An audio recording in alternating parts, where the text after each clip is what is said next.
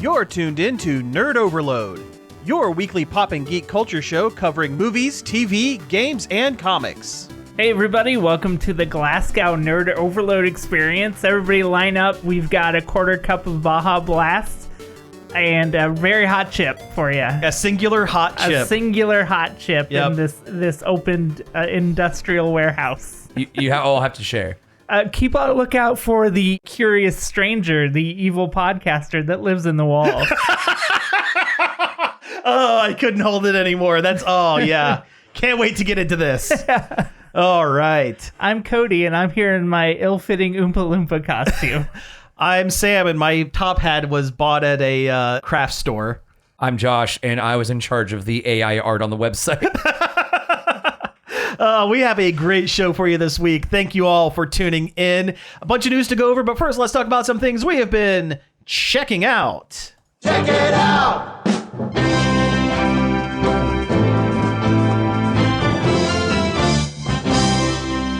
Yes, add that to the list of things. Yeah. We got to. It's an imperative that we talk about the Willy Wonka experience. But first, we got to get through the things that we've been doing this week. You know what? I watched a movie earlier this week, and I've been bursting at the seams to talk to you guys about it. I've been holding it in for over an hour before the show came in to talk. I wanted to talk to you guys when you first walked in the door. Please go ahead. Okay. I don't think I have much. Okay, so I found a movie the other day called Fatal Deviation, or as they say in the film, Fatal Deviation, because you see, Fatal Deviation has the distinction of being the first kung fu movie made entirely in Ireland. That's right, Irish kung fu movie. It sounds like the title of a Neil Breen movie.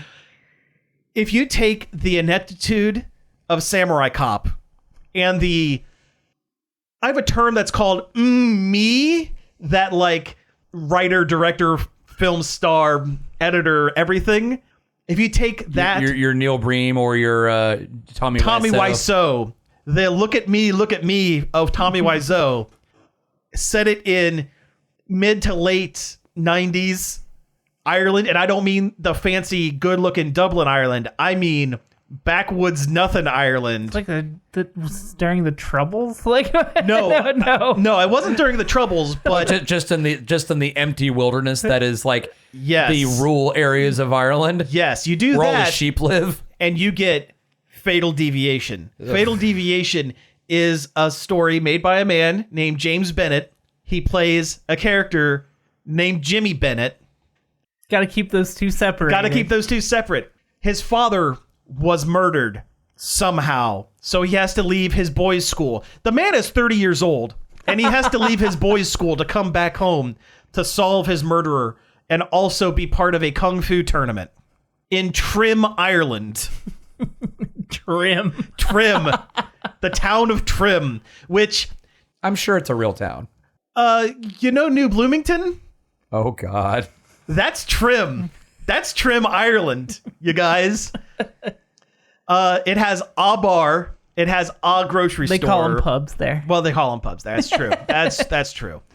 So this movie was okay. So what it was a vanity piece, and it was also a demo reel because this guy James Bennett was a second degree black belt in a couple different styles of martial arts. So was my dad, but he didn't make a movie about it. No, this guy basically wanted to be Jean-Claude Van Damme, or as I like to say, Sean-Claude Van Damme. Oh, damn. Sean-Claude O'Dam. Yes, that's it. Yep. So he made this film because he had heard that there were some Chinese filmmakers that were wanting to give him some part in one of their kung fu movies, but needed to prove that he could be a leading man. This movie also stars a guy named Mikey Graham of the Irish boy band Boyzone. Mikey Graham of Boyzone. That sounds like the parody name of a boy band. It sure does, but it was the second most popular. It was the 98 Degrees of Irish boy bands, apparently. And he was the not popular one of the five of the... They should have named it whatever 98 degrees is in Celsius. Yeah, they should have. Oh, that would have been good. Oh, no, I gotta look at that. Yeah, you look that up. I'm going to keep talking about Fatal Deviation. So this guy basically walks in from scene to scene, badly acting and beating up a bunch of townsfolk that are playing drug dealers and general ruffians. There's a scene where he kicks a grown man in a grocery store into a stack of paper towels because they were acting like 14-year-old hooligans, but the guy is 40 and has a receding hairline. He's doing all of this stuff while also, it's determined pretty early on that Boyzone and this old man who plays his father were the killer of his father. So he's doing all of this stuff while he's also being secretly watched by a druid. Of course. Who teaches him the secret arts of the Fatal Deviation kung fu move. Because he's watched kung fu movies. And in kung fu movies, there are Shaolin monks that are teaching. So instead, in his Irish kung fu movie, this is totally serious, by the way, played totally straight. Instead of Shaolin monk, you get Irish druid.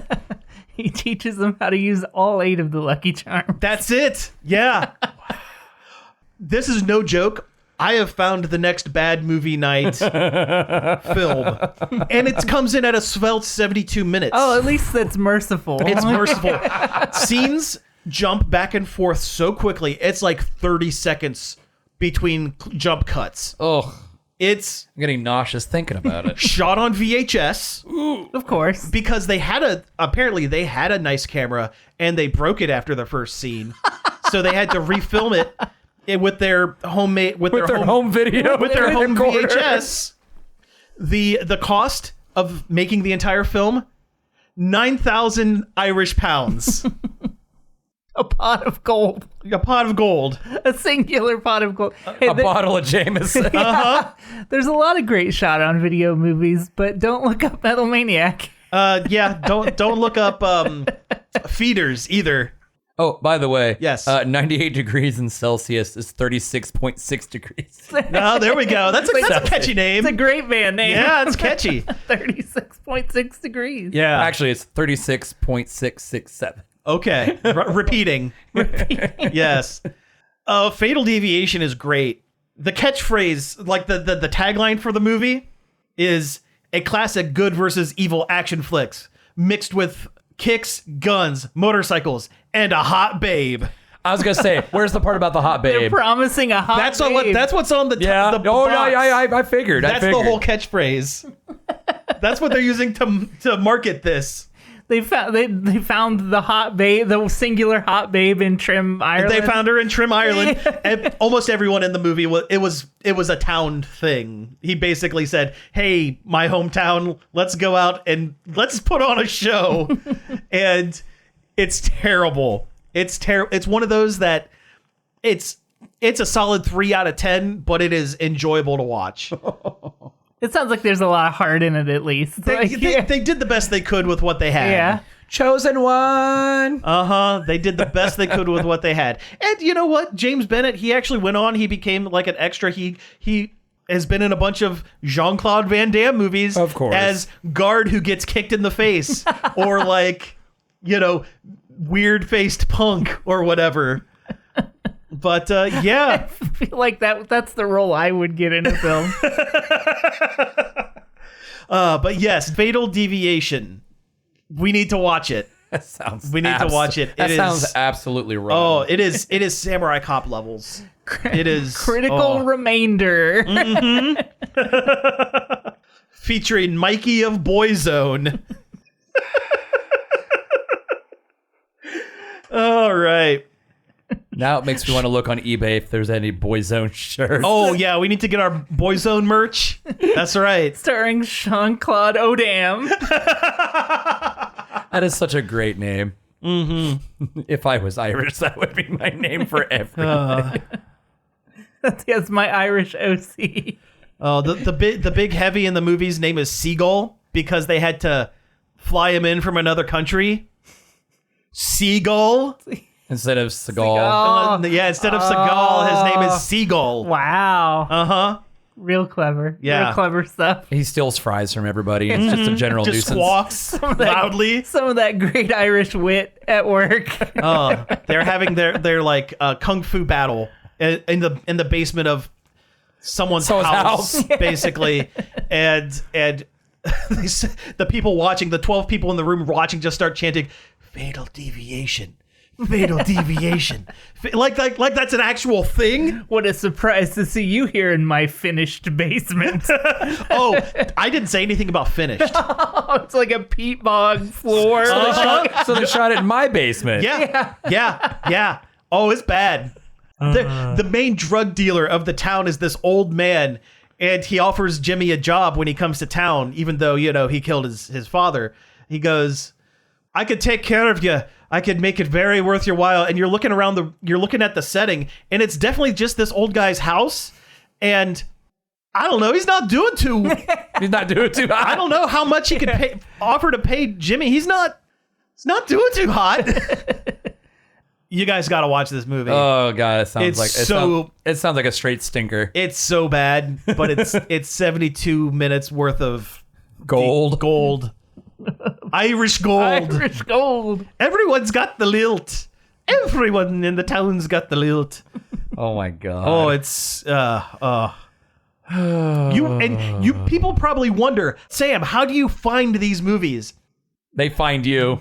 The barrel has a never-ending bottom. You think I found the bottom of the barrel? It just keeps going. You keep scraping. It is an infinity barrel full of trash movies. Every aspiring filmmaker ever. We're in the sub-basement of the barrel.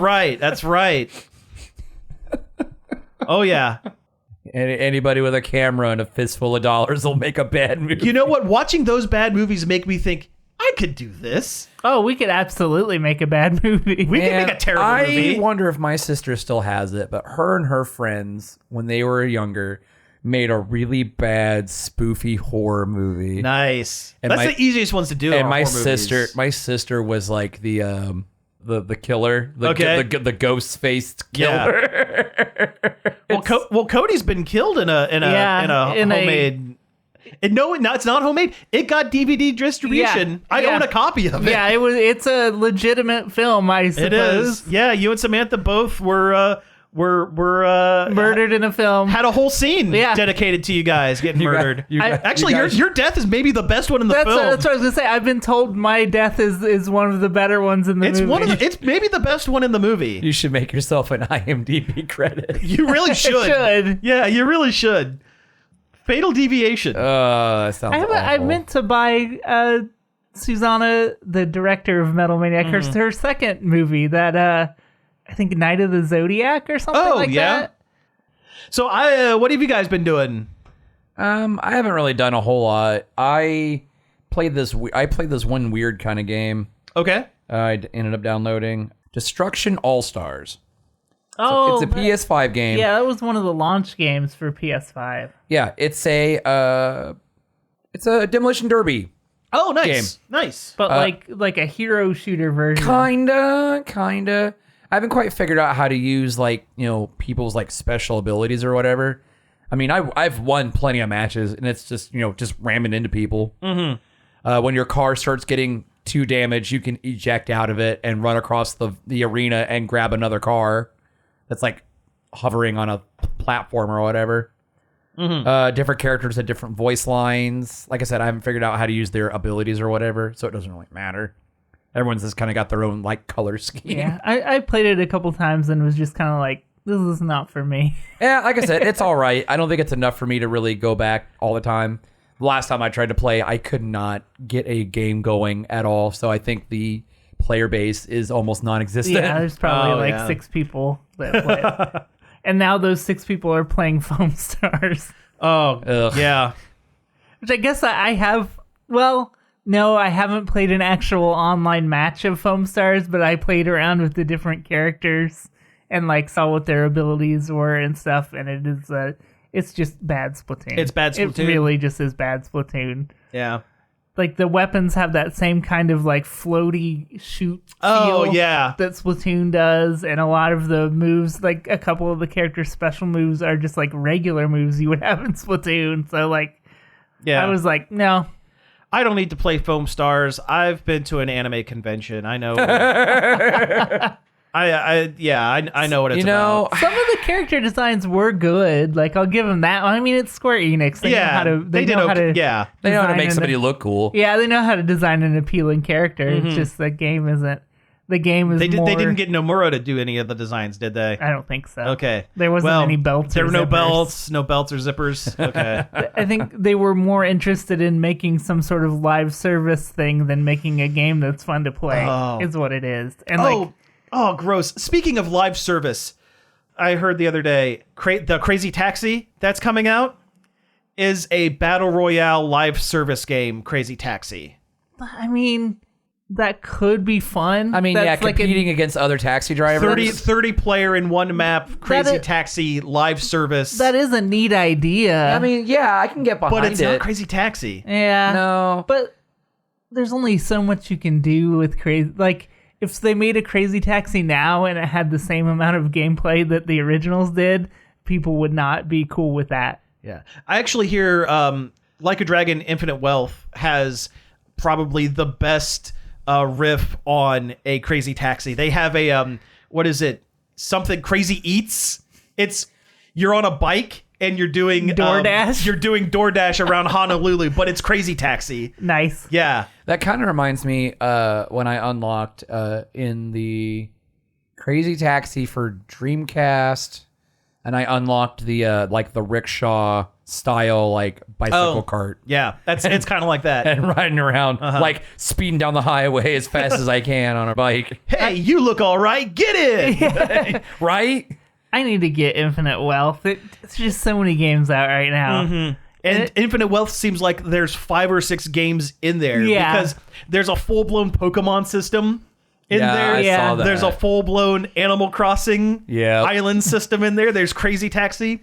There's Also, there's all the Yakuza weirdness. Kason is in there. Famous VTuber who made it big. Kason. yeah. And from what I understand, the game has the two main leads when the series split. It has Kiryu, Who's the mainstay. the main guy, and Ichiban, the guy from the new main guy. The new main guy. Well, Ichiban is your main guy, and Kiryu's one of your first party members. Apparently, Kiryu would be really old by now, wouldn't he? He is. yeah, he's got white hair. Okay. The Kiryu that you get is not. They don't portray him as the Kiryu from the mainline quest from all 7 previous games. It's the Kiryu that spent 120 hours playing Lucky Hit, and has hired a chicken to work on his real estate development, and dressed up as an orange mascot that one time. You're getting weird Kiryu. You're getting the one that chats with people online. All the side games are canon Kiryu. You're getting side game Kiryu, not main game Kiryu. You're getting weird Kiryu. And I think it's great. It's Yakuza. It's Yakuza. Everything's weird. I need to get that game as well. I've heard it's if you haven't played any of the games prior, they're going to make references to things and they don't give you any background on it. There's no context. There's zero context for it, so you're right. just going to have to guess. So, yeah. I finished 0, 1, and 2. Yeah. What? Of Yakuza. Yeah. Oh. I've heard But I've 3 played- is not very good, and 4 is the last one that they give you a recap. So you can skip 3, go to 4, get the recap, and then I've played all from of there. them, but I've only finished the. I haven't finished any of them. 0 is good. 0 is really good. 0 is great. Mm-hmm. You know, I mean, come on. Nightclub, cabaret, Throw in- Majima. Throw money in the air. Yeah, it's great. Yeah.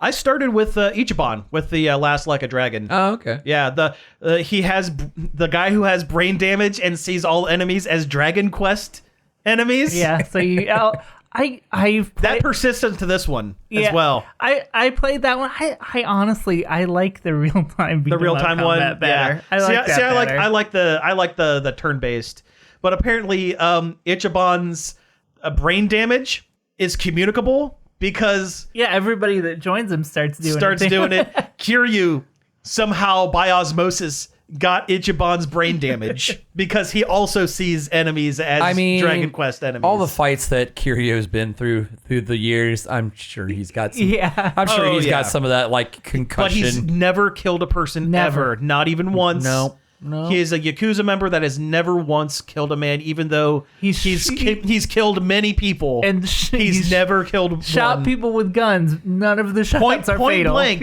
in the heart and head. And yet he's never killed anyone canonically. He'll stick a knife in your gut and then hit the knife with his knee. Yeah, and he will pick up an entire bicycle and bash you over the head with it, killing you. But he's never killed anyone. It's like how Batman's never killed anyone. Yeah, exactly. Batman has never once killed a person. Ever, never, ever. I love just the turn your brain offishness of the combat of the real time combat in those. Oh yeah, just press button until the cool thing happened. Yeah, basically. Yeah, push button until guy fall down. Pick up item, press button to watch whatever the wild animation with the item is. Like when you pick up one of those like metal like barrier fences and just bash a guy. Or just like a box of nails and he shoves them in their mouth or something. Yeah. It's crazy. Yeah. I like in Like a Dragon, the Ichiban one. And he comes back for Infinite Wealth as well. Apparently there was a side character. One of your party members was a homeless guy. Yeah. The homeless guy was on a TV show years ago called Blue Blazes, where he played a college-age version of Hideaki Anno from Evangelion. And in this game, one of his class systems is basically Gundam model builder, and all of his attacks are based on that. And because it references a bunch of Evangelion nice stuff, giant robot stuff.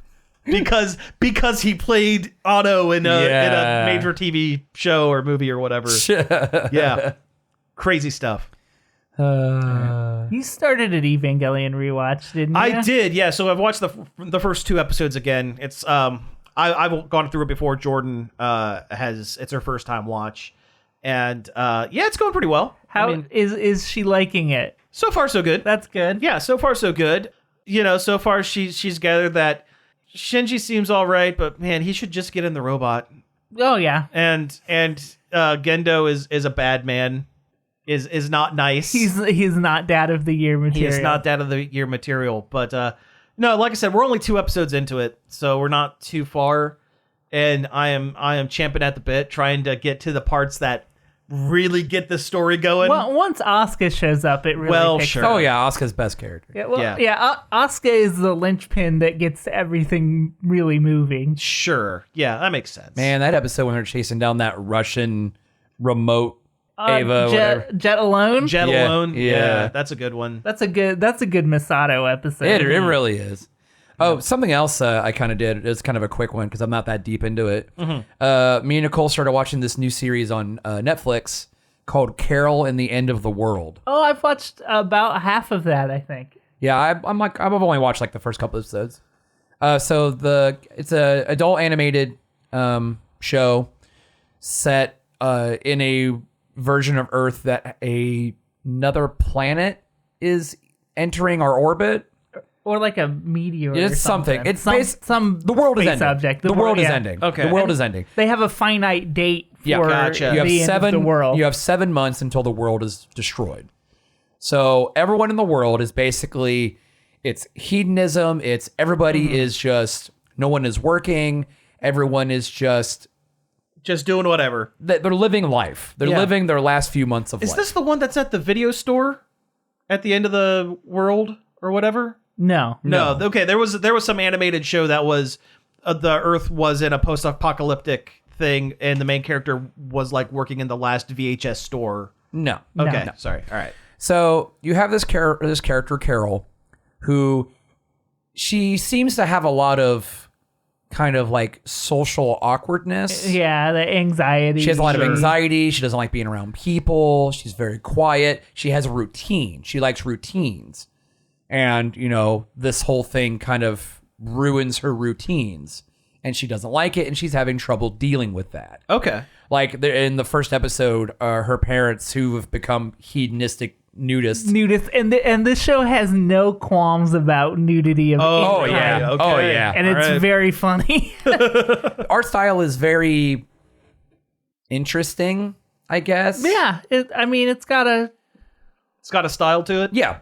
Yeah. Okay. It has more going on than like a Family Guy. Yeah. All right. A lot of nudity, a lot of people just being weird. And then by like the second episode or something, Carol's still struggling with everything. She kind of has like a brief romance with a guy, and he just is unhinged. Like at first it seemed really cool. He seemed really cool and fun and everything, but he's just unhinged. Super clingy. Eric, the one guy. But Carol's riding the train because her car battery is dead, and she finds this very business looking lady, and she's like starts following her, like, where are you going? Like, you know, what are you doing? Look like you're going to work, but it's the end of the world. And she follows her all the way to this really fancy office building where there is just hundreds of people doing office work. Oh, okay. And for a while, like, you don't know why they're doing it. No one talks. No one does anything. Carol tries to like socialize with them. No one is looking at her. No one is acknowledging her. She gets everything through like weird phone calls or emails from management. Okay. And then she finally one lady starts talking to her, and she's like, welcome to the distraction. And that's just the end of the episode. Okay. And that's about as far as I've gotten. Cody's obviously I haven't gotten far enough to know exactly what's going on, but like it's an interesting kind of mystery like that. Interesting. Okay. Yeah, I dig it. I love how willing it is to just be quiet. Oh yeah, it's very quiet. There's so many adult animated shows that are just constantly screaming at you. Something's always got to happen. Yeah. This show is okay with being quiet and like sitting you in the moment, like in a very good way. Okay. I find it funny, like we've got Has-Been Hotel who's out here like screaming about how nasty and dirty this isn't, but it's so there's no nudity. It's so squeamish about nudity. Yeah. But then we got Carol over here that's the quietest. Practically whispers everything she says. Yeah, the quietest show in the world, but they have no qualms about showing you a ding-dong. Yeah, well, there you go. All right, let's go ahead and take a break. When we come back, we'll get into some news.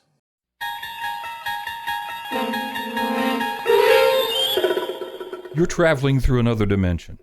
A dimension not only of sight and sound, but of mind. A journey into the wondrous land whose boundaries are that of imagination. That's the signpost up ahead.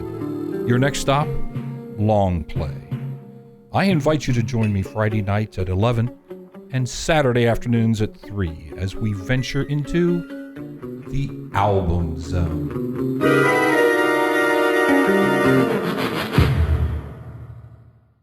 Hey everybody, we're back from the break, ready to get into some hot news.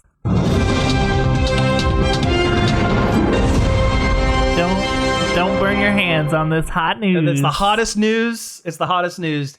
You know what? We're going to jump right into, we're not going to bury the lead, the intro from the show. We're going to go right into it. Here we go. What do you guys know about the Willy Wonka experience in Glasgow, Scotland? We've gone to Ireland, now we're visiting Scotland. We're hitting all the aisles. Well, Scotland's not an island, but anyway, still. But yeah, we're making all the rounds of the UK, of the United Kingdom. Yes.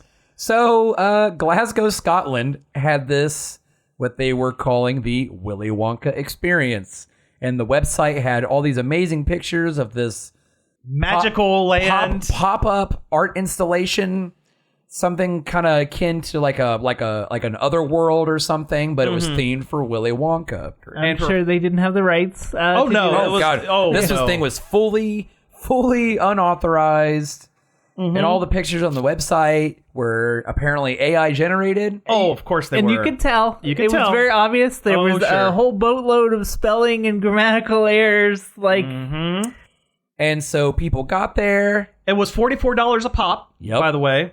Euro or whatever at this point. The GPP. Yep. And it was It's taken social media by storm on at how bad it is. how bad it was. It was just basically like a room full of colored trash piled up. Like it didn't even look. It wasn't even a room. It was an empty warehouse. It was an empty Yeah. warehouse That they put- with fake walls up and Yeah, it was some kind of industrial space or something. Mm-hmm. And they've since then issued 840 refunds. I'm surprised they didn't they just did. cut and run. Yeah. That seemed like the kind of thing. Well, I'm sure they weren't going to let them. I'm sure Yeah, other 'cause people were getting it was involved. so bad that somebody called the cops while they were there, which is like, how bad does that have to be? Where you have to be like, I gotta call the police. Apparently, all the kids got like 2 or 3 jelly beans. 3 jelly beans and a quarter cup of lemonade. and a quarter cup of lemon. There was Tesco's finest lemonade, which There- is like Costco brand or whatever. and there was no chocolate. No, there. zero chocolate at the Willy Wonka experience. There was a lady dressed as an Oompa Loompa standing behind a chemistry set. Who looked like she had been up all night long. You mean the jelly bean lab?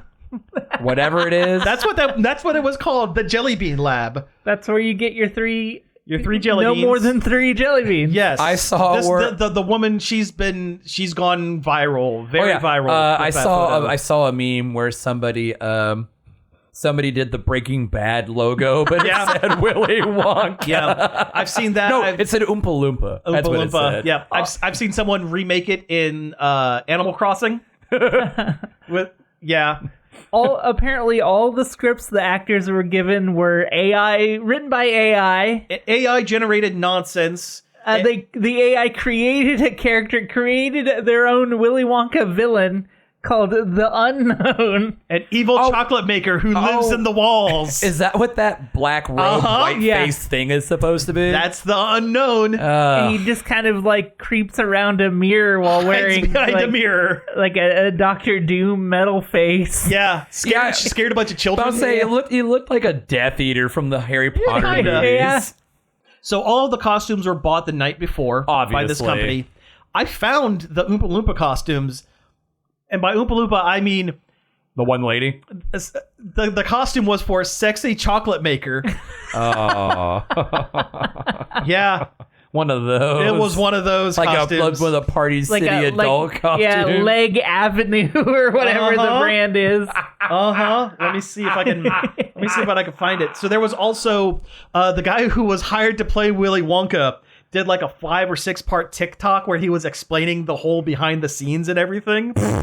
And I feel like that could have And been he's- explained in one TikTok. well, no, he went way in depth with how bad it was. Come with me and you'll you'll see see a world of pure desperation. Yeah. So there it is. Oh, yep, that's it. That's it. Yep. Yeah. What's the company? That is Fun Shack. Fun Shack. Okay, Fun that's- Shack Women's Chocolate Factory costume.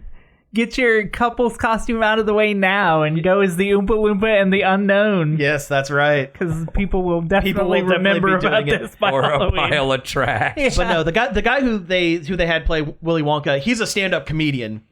So like you'd have to be. And he seems like a working actor just trying Yeah. to find gigs. And he was his TikToks. Chasing they were that- actually chasing that pretty. paycheck. They were pretty entertaining talking about it.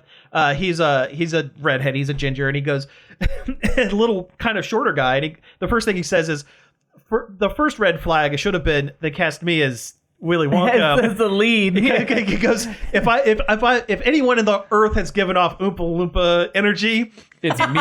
it's me. But no, he's the one that talked about the 14 pages of AI gibberish that was the script.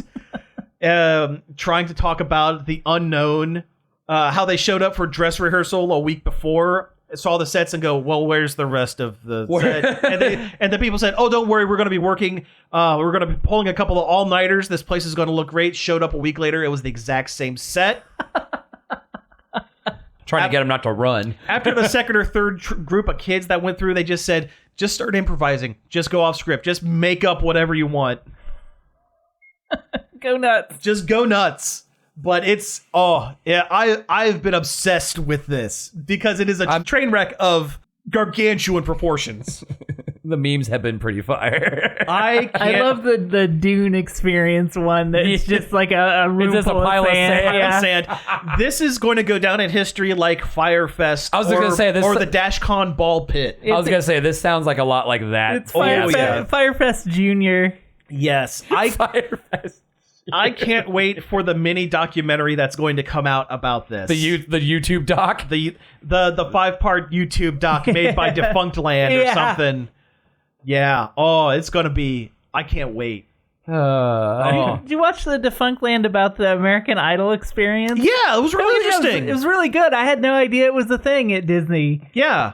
Was it California Adventure? California Adventure, yeah. And one of the finalists from one of the seasons was part of it. I think he came in 5th place or something. Yeah. Like overall. Yeah, really interesting stuff. I like Defunct Land stuff. Oh, yeah, he does good work. Yeah. I'll sit and just put them on in the back as like background noise. It's really good. The one about the ticketing. Oh, the yeah. lines, the queue. Queuing, like everything you ever wanted to know about queuing. Yeah, and the Magic Pass and the e-tickets and stuff like that. Yeah. Good stuff. Good stuff.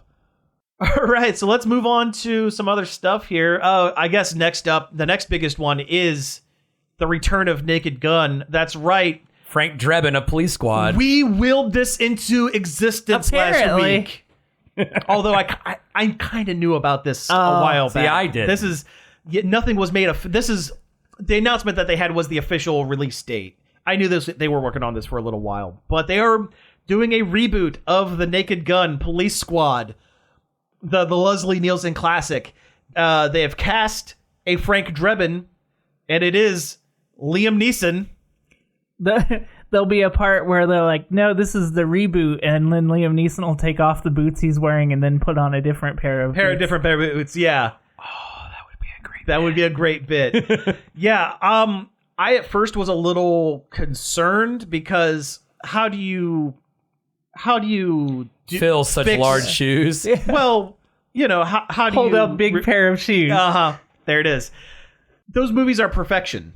And nobody does that particular brand of extremely silly comedy anymore. Oh, Yeah. no. Right. Not since like, the trend of spoof movies kind of like just died out. And those were bad examples Oh, of yeah. that style of... The fact that superhero movie was so bad that it killed the entire genre. They were too crude. They were. That's what made them not fun. Like, The first 2 scary movies are probably some of my favorite. Like, I love the first 2. Yeah, they're pretty all right. Yeah. I think a lot of it comes down to Leslie Nielsen and the fact that he was able to play it completely straight. Oh, yeah. Just well, he made a whole career out of it. He did. He had Police Squad. Mm-hmm. He had, the Naked Gun movies, which are just Police Squad in movie form. Yeah. You had the Airplane movies, at least the first one. No, he was in both. Was he in both? Yeah. I love Airplane. Airplane is is so good. great. It's been so long since I've seen Airplane 2.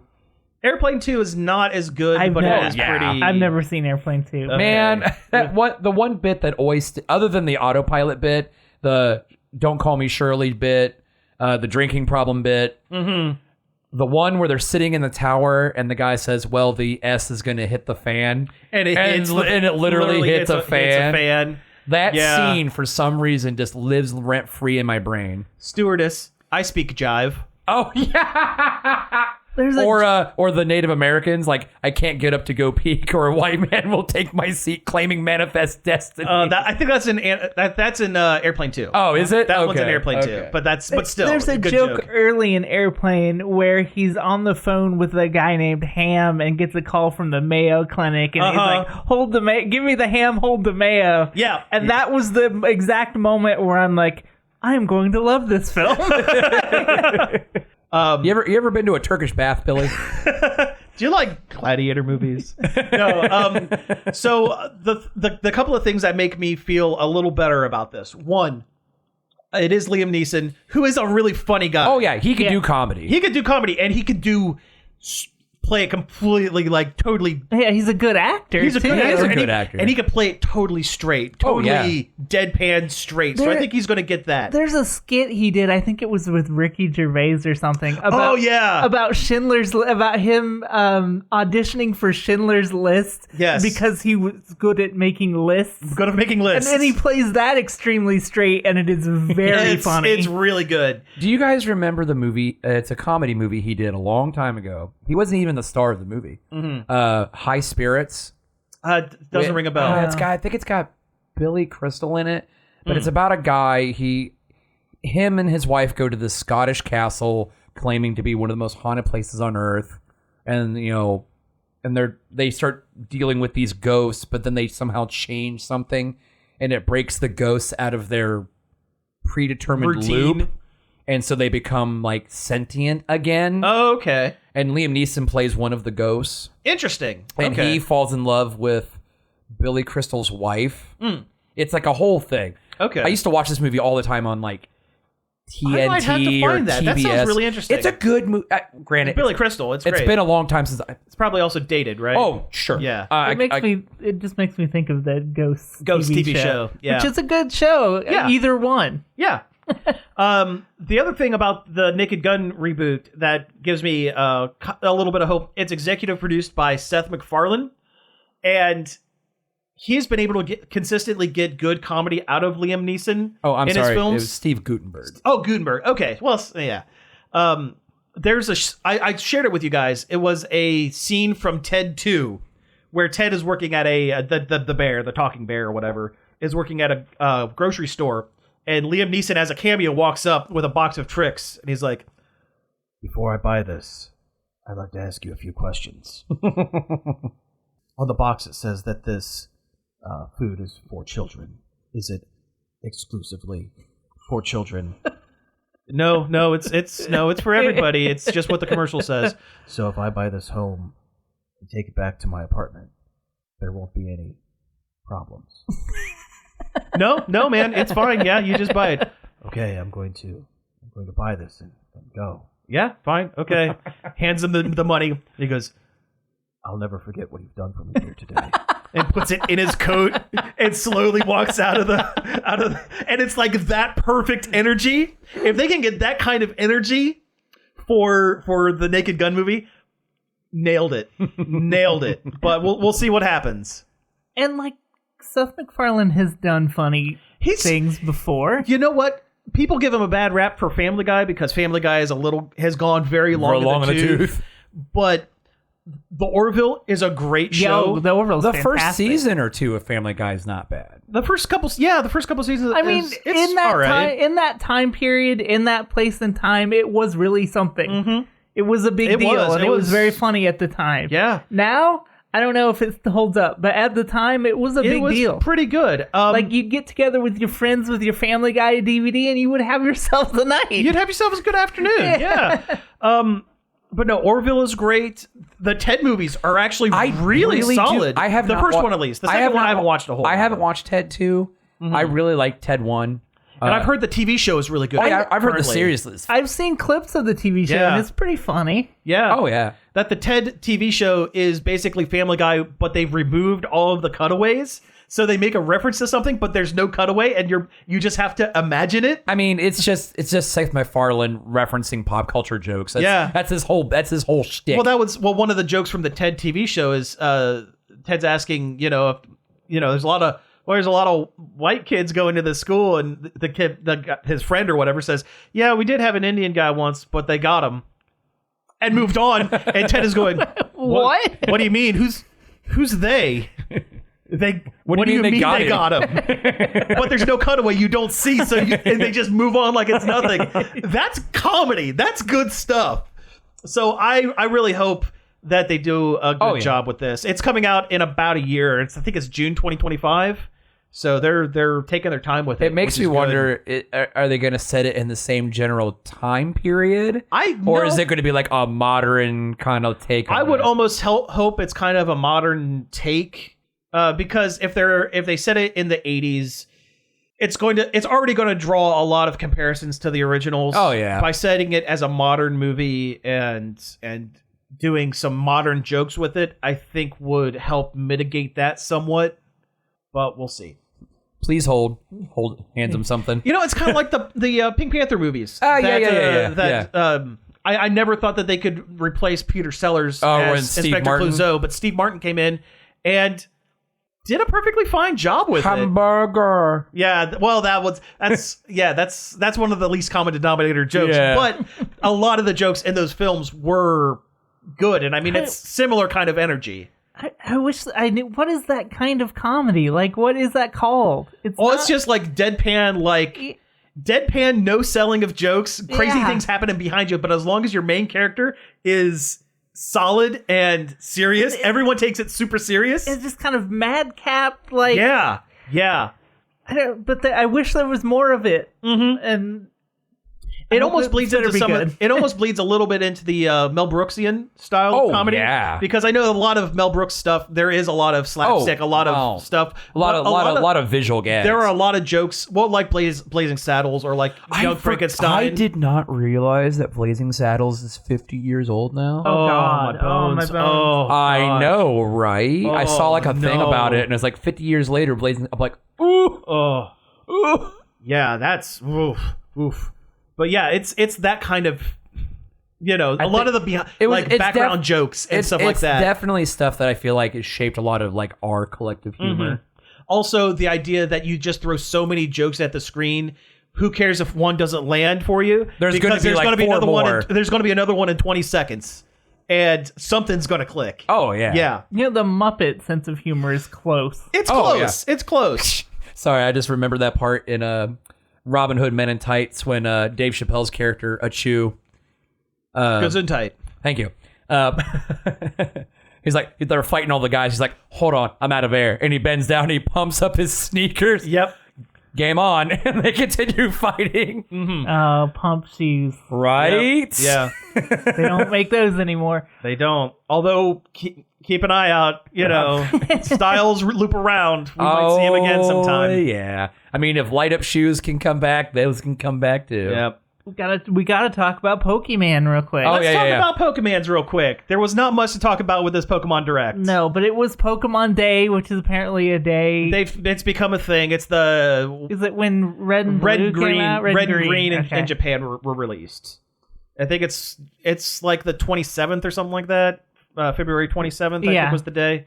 So they always release a lot of info on upcoming games and stuff like that. Pokemon projects. Yeah, they showed a lot of stuff about the mobile games. I don't know anybody who plays. Yeah, I've heard Go. Masters EX is okay. Pokemon Sleep, I still nightly use Pokemon Sleep. Well, did they mention that? I missed the first 5 minutes. Oh yeah, they're introducing their first legendary Raikou into it next month. I can sleep. If I sleep real good, maybe I'll catch a legendary lightning dog in my sleep. Who knows? But no, they did that. They announced a couple of things. The next season for Pokemon Go is coming out. There's actually going to be doing a lot of cool stuff with Pokemon Go coming up. Well, they got to keep it fresh. Yeah.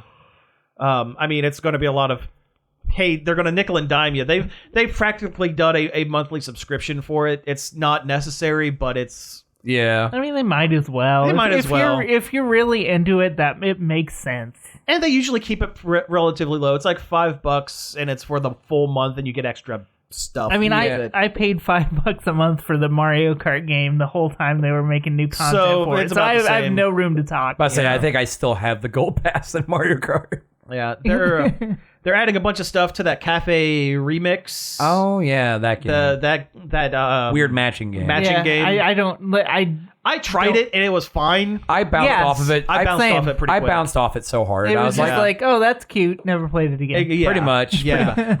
That's like Masters too. I kind of played it a little bit. And I played a bunch of it until I realized that this is very boring. Oh, it's incredibly boring. Yeah. But the big one is they announced a new entry into the Legends series of it's not the mainline games, but it's like Arceus was the last one. Arceus was where you traveled back in time. Yes. And God made you go back in time. Yeah. Yeah, Pokemon God made you go back in time to ancient Japan style. But it had different like catching mechanics Yep. and it had different things. It was more of a Adventure game. than it was a It was definitely a breath of fresh air as far as Pokemon games. Yeah, I liked it more than I did Scarlet and Violet. I agree. So the next one, it looks like now there's no guarantee of this yet because it was just a trailer with no other information. There's no gameplay whatsoever. No gameplay, 'cause it at means first it made it seem like it was some sort of Pokemon SimCity. SimCity kind of thing. That's what I thought at first too. But apparently this one might be taking place in the future. So you're going into the future a little bit.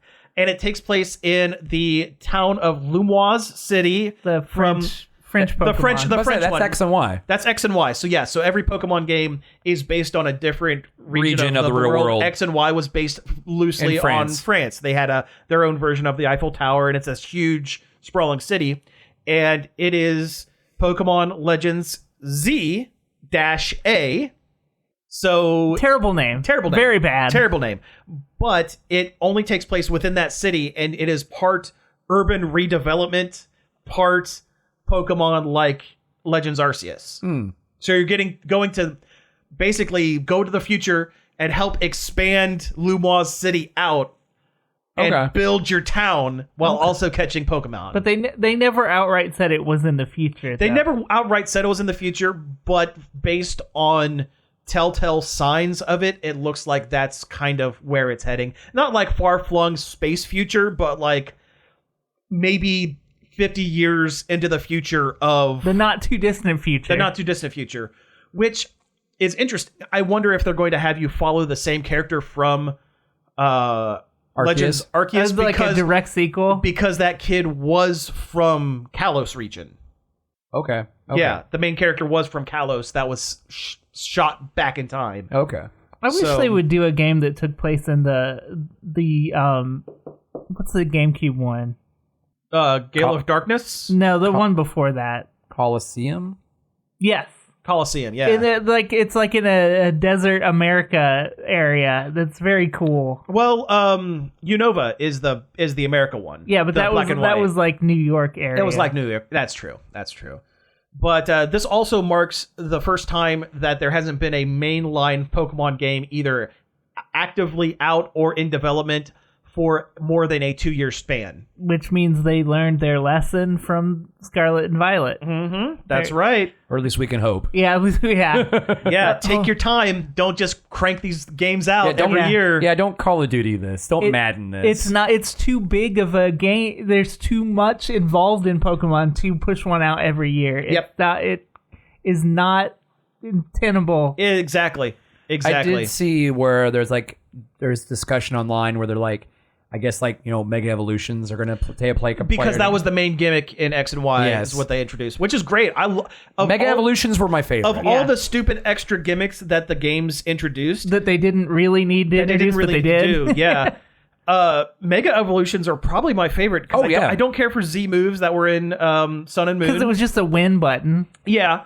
I don't care for... I thought Gigantamaxing was kind of cool. Well, Gigantamax, I kind of lump in a little bit. It's basically the same. With it's Mega Evolution. Yeah, it's basically the same as Mega Evolution. And then Terra whatever. I never really used it.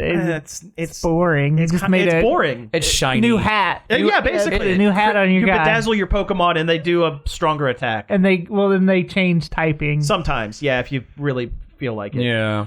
Yeah. But no, it looks good. Oh, and the other phone game that's going to be coming out soon. The Pokemon card game. TCG. That looks super awesome. That actually looks really good. I'm super stoked to play this card Josh, game. you look confused. So the card game, the Pokemon trading card game, they are getting a phone version where you unwrap digital card packs and can play a rules light streamlined version of it with other people online. So it's like Magic Battleground on the phone. Yeah.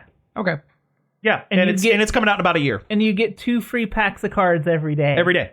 Yep. Okay. So they're going to make it so that you're... I liked the Magic one. Yeah. I played that one when the D&D set came out. I got a bunch of packs in that. That's super sick. I always want to...